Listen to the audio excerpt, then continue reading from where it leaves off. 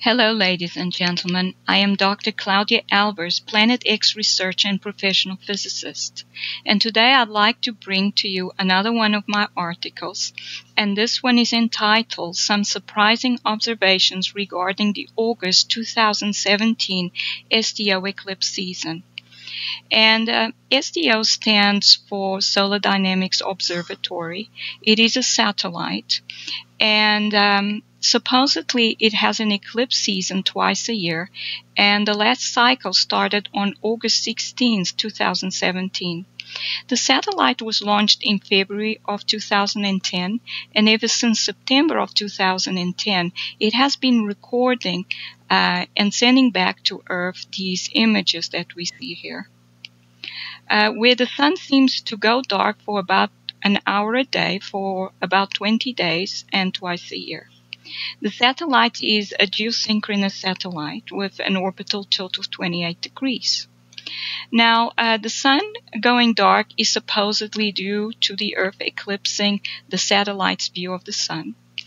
However, I have examined these images since August of last year, and I have looked at back until September of 2010. And I have been studying these images, and I don't think these images can be attributed to an eclipse. And I'm going to show you why. And I think one of the irrefutable reasons is the fact that the sun's corona shrinks as the darkness progresses across the face of the sun. And we just compare the first image with the second image, we can see that the sun's corona seems to have shrunk. It becomes flush with the surface of the sun at the bottom of the image from the point where the darkness is progressing. And the same thing happens as this so-called eclipse progresses. But I believe that this is due to the sun losing light emission. So in order to show you clearly what happens with the corona, I'm going to use this image, the second image in the first row, the second image in the second row, and the second image in the third row. So let's start with the first two. And this one is from 7:04. We still see most of the sun. Just a small area here at the bottom has gone dark.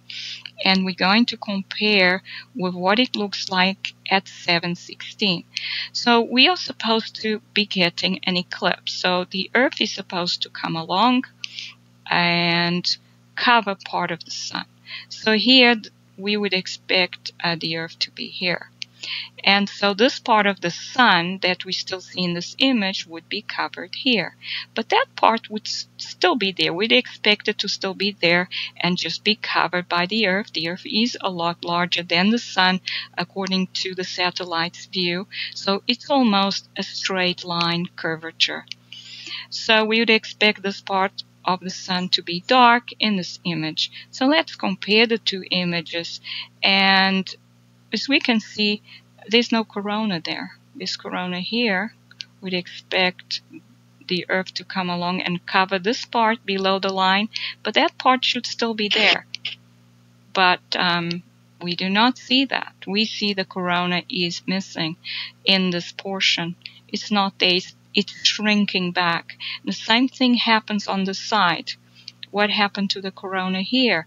If the Earth was covering this portion of the sun, there's no reason why this part of the corona should be missing. And we see that it is missing because the sun's corona has shrunk back. And the only reason why it has done that is because the sun is losing light emission, and that affects the corona. And if we compare the next image, so this is the 7:04. And this is the 7:12 image. And we can see again, there's no corona at the top, but at the bottom there's definitely corona. So if the Earth was here, in order to produce this kind of light-darkness boundary, we'd expect there to be corona here. There's corona here, but there's no corona there. It's missing. It hasn't been covered. It has clearly shrunk back. We can even see the edge of it here, because the edge is darker. If it had been covered, we would get no edge whatsoever. We would just get the same color as somewhere in the middle, this pinky color.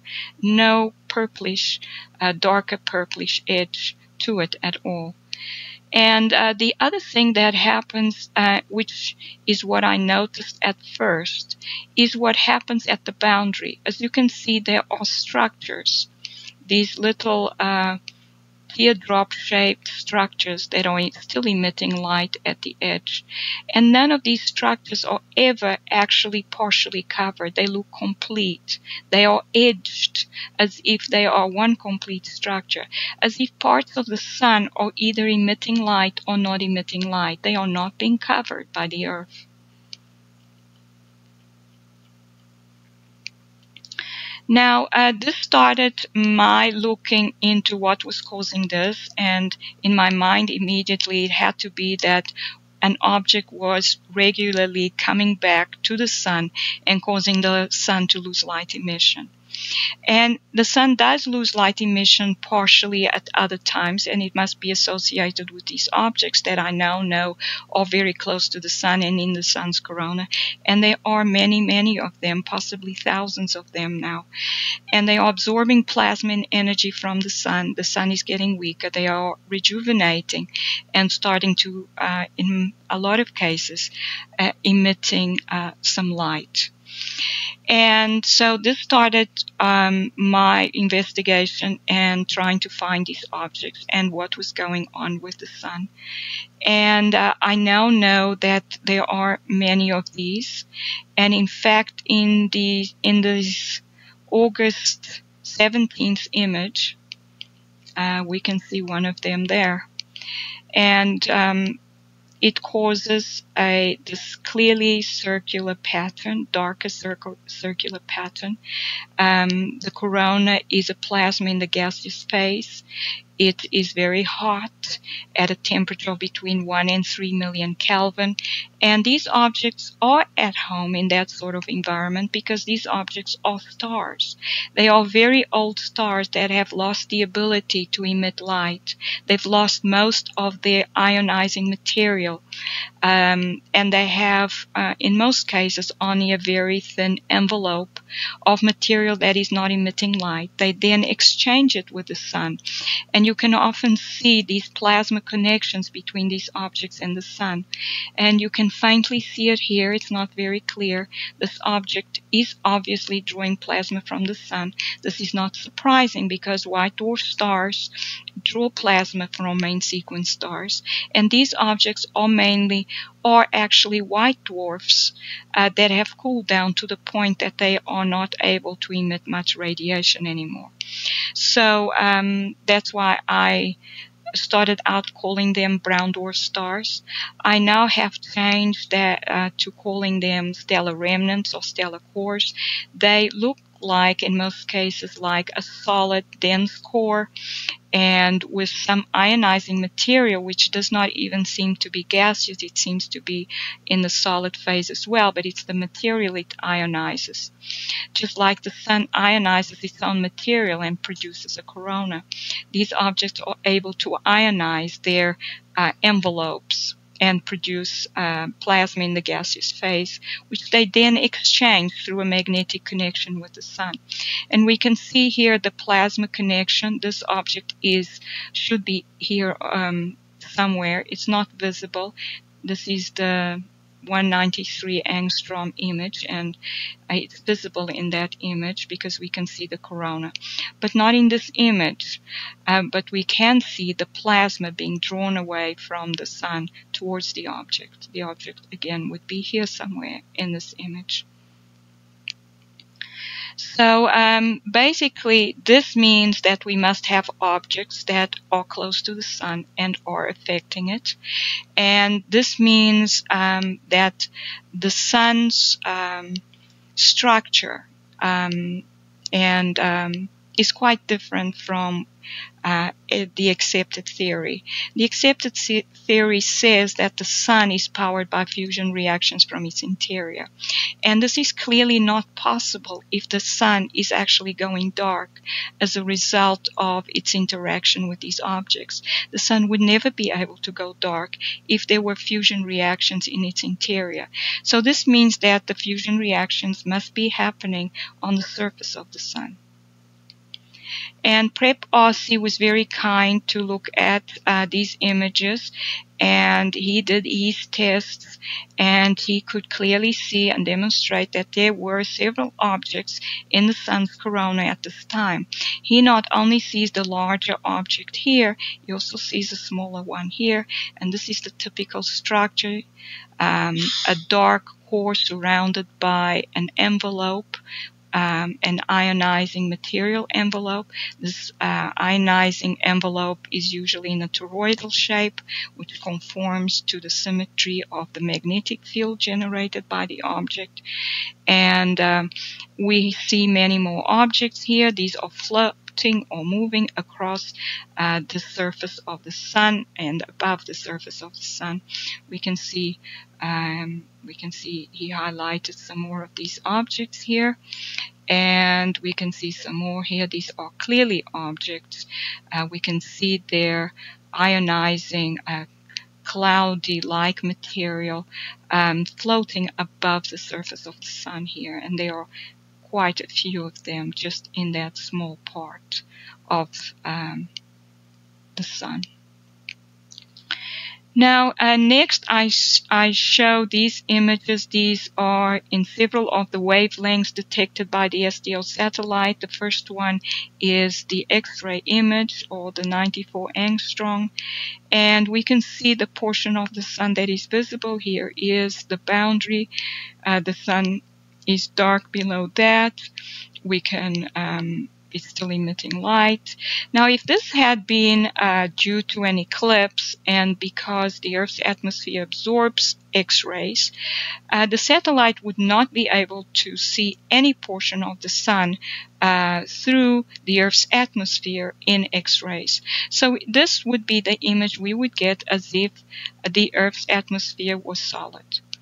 And then if we were able to see some of the sun through the Earth's atmosphere in ultraviolet, this is an ultraviolet image, we would therefore expect to see a larger portion of the sun through these images. But as you can clearly see, this is not the case. We see a lesser portion of the sun.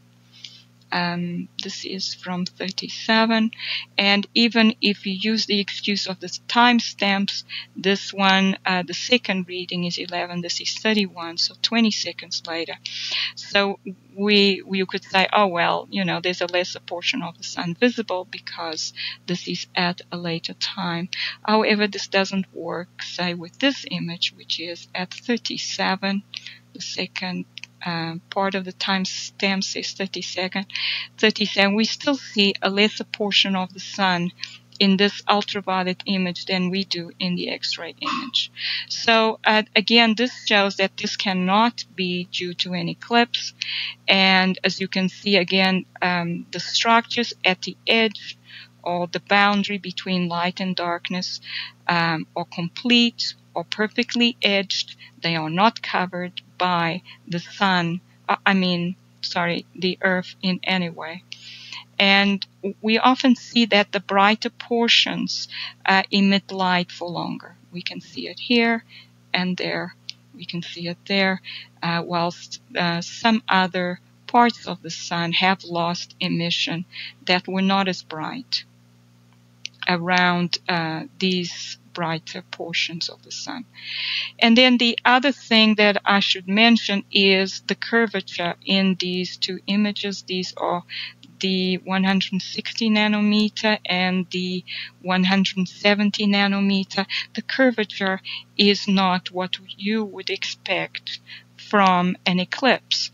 Now remember, if the moon was eclipsing the sun, the moon is a spherical object, so it has a curved outer edge, which has a curvature which is in the same direction as the sun's.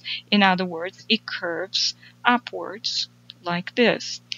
And so if we had the moon here covering part of the sun, we would expect the darkness boundary to curve in this way, in the same direction as the curvature of the sun. But we can see a curvature that is in the opposite direction here. Now, this would be due to the Earth, which is much larger than the moon would be if it was due to an eclipse. But the maximum curvature we can expect, even from the Earth, is for it to approach a straight line. We could never get this kind of curvature. This would be an object with a negative curvature covering a part of the sun, and that is impossible. So this kind of curvature is impossible if this is to be attributed to an eclipse. The same thing happens over here, although it's not as pronounced. This is the wrong curvature if this is to be attributed to an eclipse. So there are several factors to consider. However, I still believe that the strongest factor, the irrefutable factor, is the fact that the sun's corona shrinks back as the darkness progresses across the face of the sun. So this is what I usually have to say about this. I have written several articles about this. I continue to do it. I believe that I have been attacked because of SDO eclipse. It is a cover story by NASA, and they guard it closely. Most astronomers would not go against what NASA says. They may even fear for their lives. However, I am not prepared to compromise on this. I will say what I need to say and tell the truth as I see it. And I believe that people are compromising on their scientific principles by not coming out and telling the public what is actually going on. And I just believe in telling the truth and not compromising on my principles. So in conclusion, the sun is going dark, and the SDO eclipse season is used to cover it up. Many other techniques are used that I have written about, such as the use of cutoff lines. Sometimes you can see the sun is going partially dark at the edge of these cutoff lines. Other things are used, like the removal of images or covering up of certain features in images. And all this is done to hide the fact that there are stellar remnants, objects in the solar system that are old stars. They are affecting our sun, and they are in the sun's corona. They are affecting it and causing it to go dark. This is Dr. Claudia Albers, Planet X physicist. Thank you for watching.